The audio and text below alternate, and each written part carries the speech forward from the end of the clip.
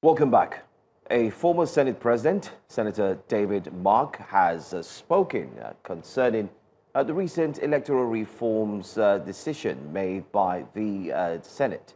Well, though there's been different or counter reactions, especially from some senators stating clearly that the initial agreement was actually electronic transfer, there seems to be another one, which is transmission or transfer. But then again, we do know where the story has led to. We do have a guest who's speaking on this morning.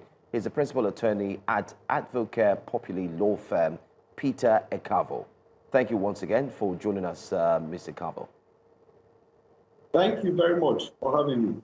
All right, so before the break, my first question to you simply was, we do recall what happened after the 2023 elections, where the popular statement of go to court was indeed the lingua franca of every single politician who was in the opposition, or better still, the incumbent.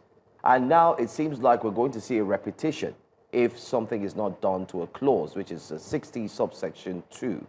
What do you make of the back and forth, transmission, transfer, and how does this affect Nigerians, looking at it from the law? We'd like your consent and your suggestions and statements as well. Thank you very much once for having me. The challenge with the 2022 Act is that it uses the word transfer. It says that upon the completion of polls, the presiding officer, upon recording the votes from EC 8A, shall transfer the results to a collation center in a manner prescribed by INEC. Now, what is the problem with that? We all know in this country that rigging of elections actually happens mostly at the collation center.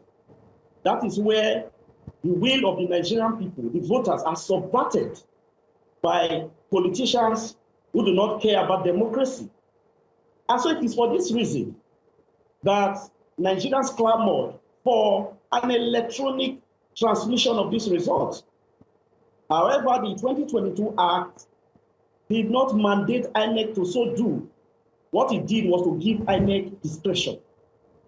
And then, to be fair to INEC at some point, in their regulations, INEC regulations 2022, they provided there that the presiding officer shall transmit the results to INEC. They did so. But what now happened? We are familiar with the popular glitch issue.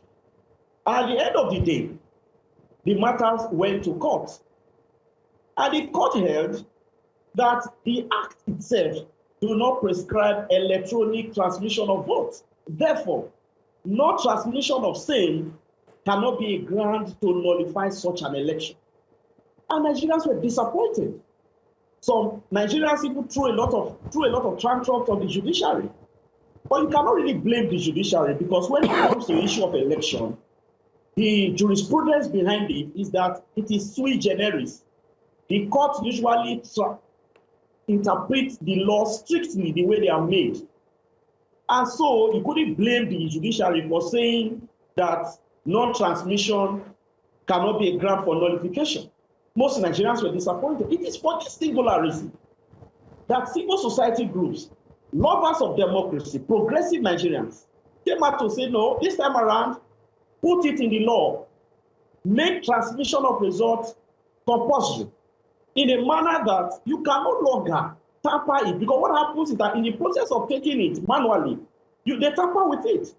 So this whole essence is to deepen democracy, is to build the trust of the Nigerian people, to encourage them and mobilize them to partake in the democratic process.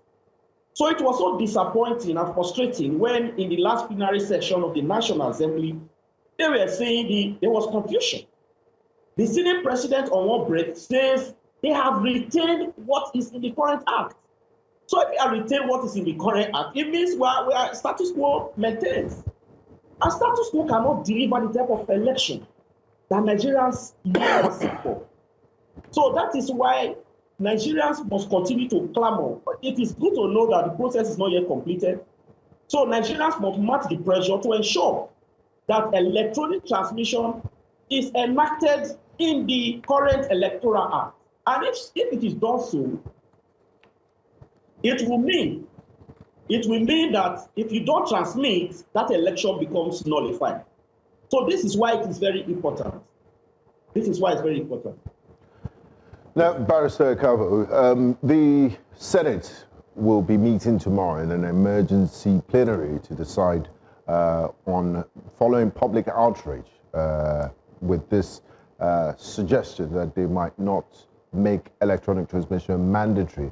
What are your expectations from the senators tomorrow when they meet to discuss this issue? Will they be giving back the overwhelming feedback of their constituents? And what do you make of the excuse that we don't have the infrastructure to cover all parts of Nigeria, so therefore we might be disenfranchising a number of Nigerians if we decide to make it mandatory? Does it hold water?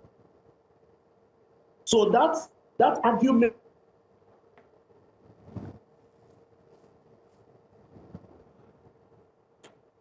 Hello, Peter, are you there? We seem to... Capacity. Okay. Peter, we lost connection with you for a bit, so I would appreciate if you could start your answer over again. Okay, thank you very much.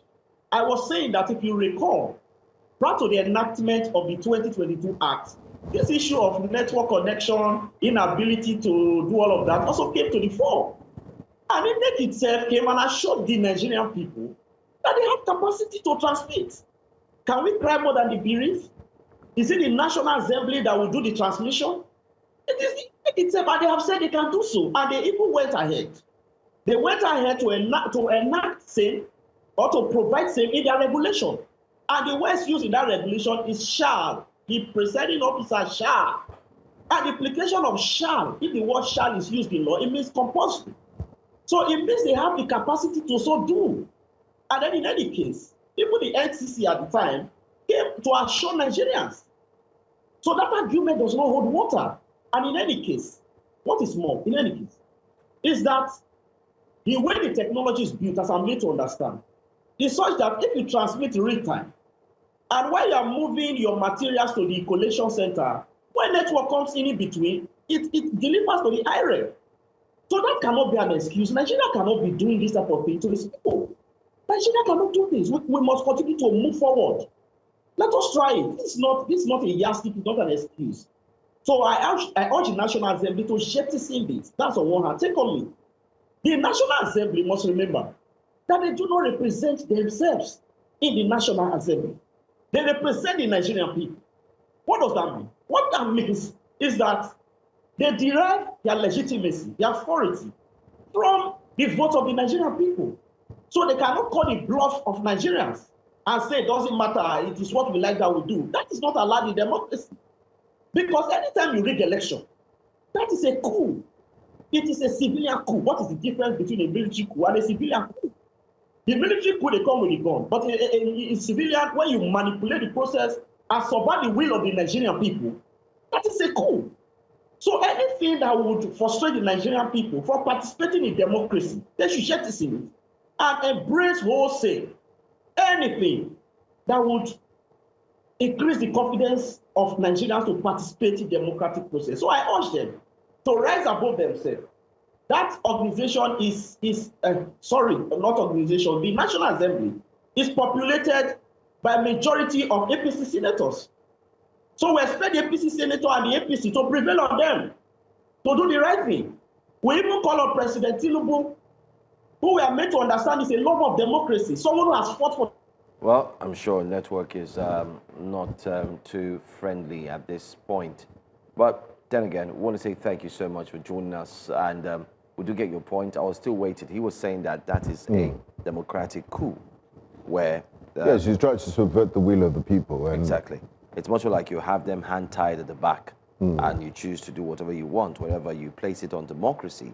And they are trying to apply the dividends of democracy and ensuring that they can get what they want. But Nigerians have been speaking in unison, because if those constituents go back and not do the will of their people, they might pay at the ballot box. So I'm very confident that they would address this issue tomorrow. All right. But I won't put a bet on it, but I'm confident.